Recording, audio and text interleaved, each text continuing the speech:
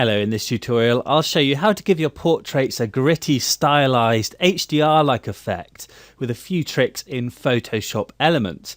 Now HDRs are normally created by merging different exposures of the same scene, requiring a tripod and a non-moving subject, and of course with portraits this is near impossible. So instead I'll show you how to give your images the look of an HDR by bringing out details in the highlights and shadows with the Elements version of Camera Raw, and then adding a glow to the edges with the unsharp mask filter. So I'm going to start by opening up my start image. This is my start image here, so you can see there's quite a transformation taking place. So let's just close down my viewer there, and then I'm going to go to File, Open here in Elements, and choose my HDR portrait before, which is a raw file. And then if I click Open, it will automatically open into Camera Raw.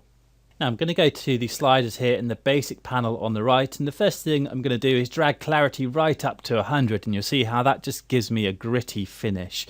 And I'm also going to go to the highlight slider here and drag that back to about -60 just to reveal more detail in the highlight areas of the image.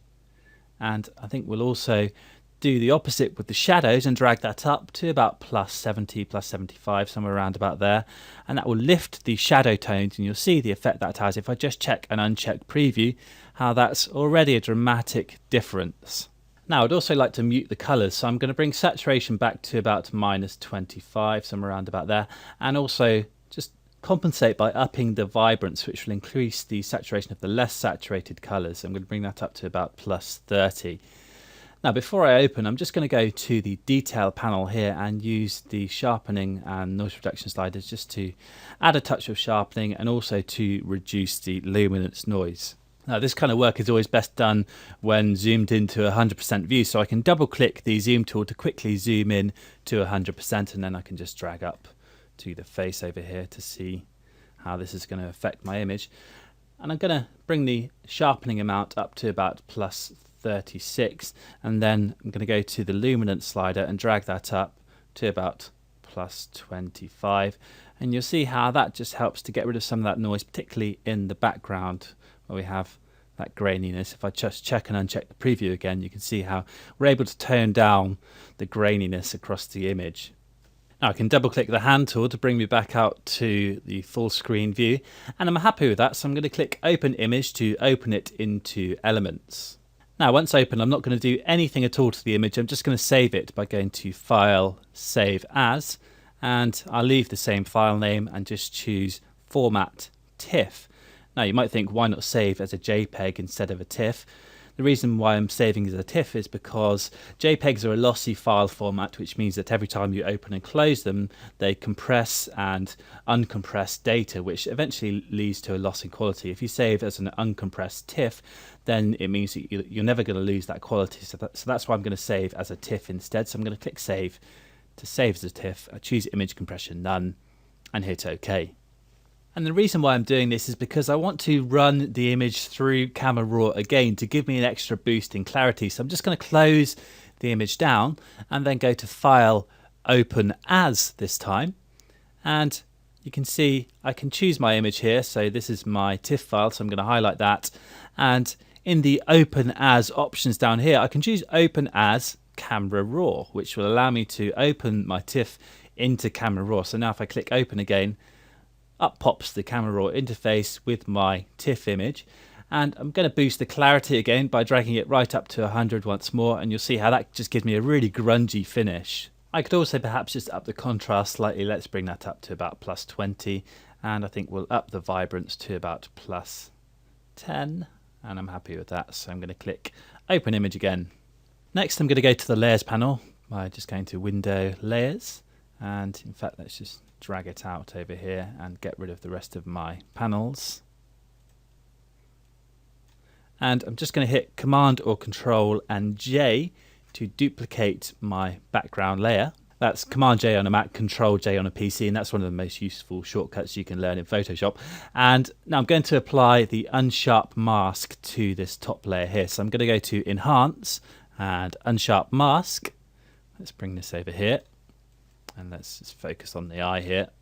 Now I'm going to up the amount to about 110. I'm intentionally using quite high settings here to give me a stylized result, and I'm also going to up the radius, which we'll set to about plus 13, and also I'm just going to up the threshold to about 10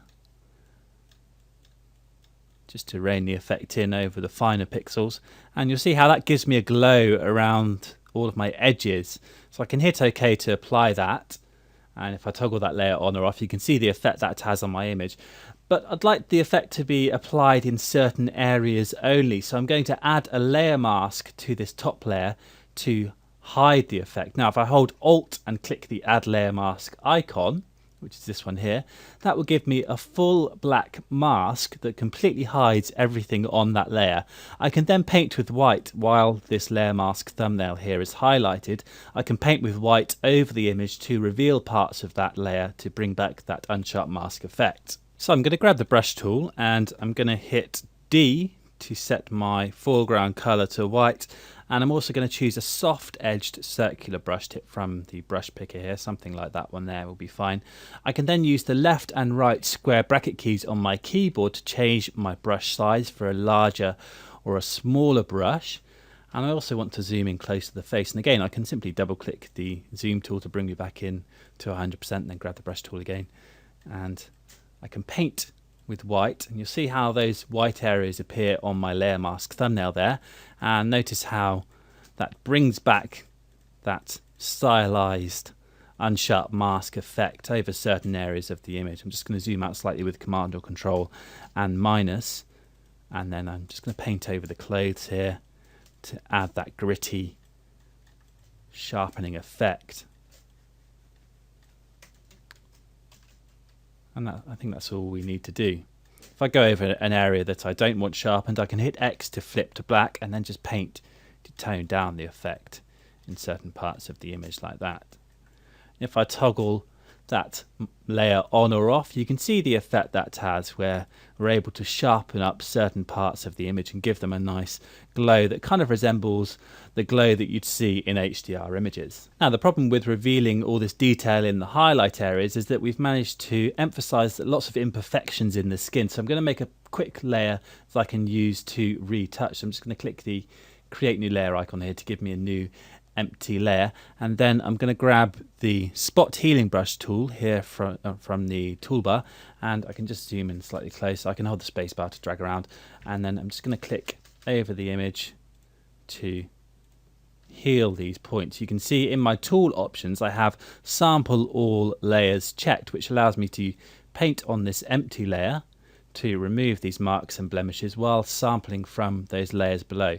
So this is non-destructive airbrushing, where we're able to gently remove all of these points without affecting our original image, and you can see how quick this is.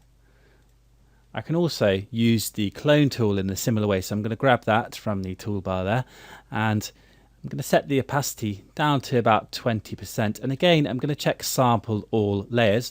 I can hold Alt to sample a source, so I'm going to just sample the clean area of cheek here, and then just paint over that bag under the eye there to gradually soften it using the tones from the cheek, and you can see how that works. We're able to just soften down those tones. I'm just going to sample a few different sources, and that's looking pretty good now. If I just toggle that layer on or off, you can see the effect that has on my image. Now the last thing I'm going to do is to cool the tones across the image, so I'm going to hit Command or Control and 0 to bring me back out to full screen, and let's just hide our tools, and then I'm going to click the create adjustment layer icon here and choose levels, and I'm just going to drag this midpoint slider here to the left slightly just to lift the midtones to about 1.09.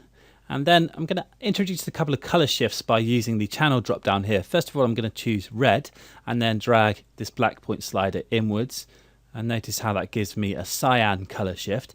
And then I'm going to go to blue and drag the white point slider inwards, and this will add a touch of blue. So I'm going to bring that to about 237. And I'm happy with that. If I just toggle that levels adjustment layer on or off, you can see the effect that has. And that's my finished gritty HDR style portrait. Let's just take a quick look back through our layers here.